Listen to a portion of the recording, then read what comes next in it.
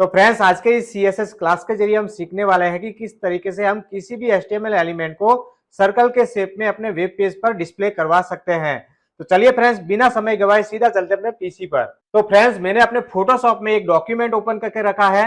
अब for example मान लीजिए ये जो व्हाइट कलर वाला जितना भी एरिया है ये हमारा HTML वेब पेज है, ठीक है। और इसके अंदर जो ब्लू बॉर्डर वाला जो हमने रेक्टेंगल लिया है वो हमारा HTML एलिमेंट है, ठीक है। और इस HTML एलिमेंट को हमें कुछ इस तरीके से सर्कल में डिस्प्ले करवाना है, ओके। तो उसके लिए फ्रेंड्स सबसे पहले हमें अपने HTML कोडिंग के अंदर इस सर्कल का जो सेंटर पॉइंट है उसकी x axis and y axis की पोजीशन हमें देनी होगी। उसके बाद फ्रेंड्स हमें इस सर्कल की जो रेडियस है वो देनी होगी, ठीक है। तो चलिए फ्रेंड्स ये हमारा HTML कोड है जिसके अंदर मैंने ये इमेज ली है और इस इमेज की मैंने विड्थ सेट की है।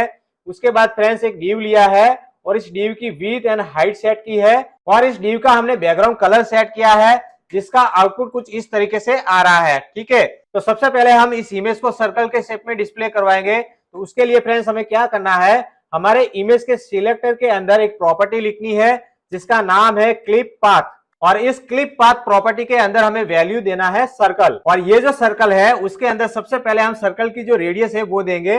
तो फॉर एग्जांपल मैं यहाँ पर 30% की रेडियस देना चाहता हूँ, ठीक है। उसके बाद फ्रेंड्स हम यहाँ पर लिखेंगे एट। उसके बाद फ्रेंड्स हमें अपने सर्कल का जो सेंटर पॉइंट है उसकी x axis and y axis की पोजीशन देनी है। तो सबसे पहले जो हम वैल्यू लिखेंगे वो हमारी एक्स एक्सिस की पोजीशन होगी और दूसरी जो वैल्यू हम देंगे वो हमारी वाई एक्सिस की पोजीशन होगी, ठीक है। तो फॉर एग्जांपल मैं यहाँ पर 40% एक्स एक्सिस की पोजीशन दे रहा हूँ और यहाँ पर 50% में अपने वाई एक्सिस की पोजीशन दे रहा हूँ, ठीक है। चलिए इसको सेव किया, पेज को रिफ्रेश किया तो देखिए फ्रेंड्स हमारा ये जो इमेज है सर्कल के शेप में डिस्प्ले हो गया है, ठीक है। सेम इसी तरह हमारा ये जो सेकंड HTML एलिमेंट है इसे भी हमें सर्कल के शेप में डिस्प्ले करवाना है। तो सेम मेथड का हम यूज करेंगे। तो मैं यहाँ से क्लिप पाथ प्रॉपर्टी और उसकी वैल्यू को यहाँ से कॉपी करता हूँ और ये जो हमारा डिव की जो क्लास है इसके अंदर में इसको पेस्ट कर देता हूँ, ठीक है। और इसके अंदर में सर्कल की जो रेडियस है वो चेंज कर देता हूँ। फॉर एग्जाम्पल 20% मैंने रखा और यहाँ से मैं एक्स एक्सिस की पोजीशन चेंज कर देता हूँ, फॉर एग्जाम्पल 30% और वाई एक्सिस की पोजीशन रखता हूँ 40%, ठीक है।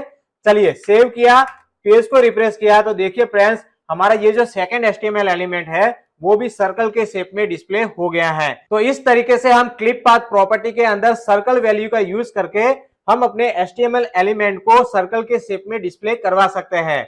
आई होप आज का हमारा ये जो टॉपिक है आपको अच्छे से समझ में आ गया होगा। चलिए इसी के साथ इस वीडियो को यहीं पे समाप्त करते हैं।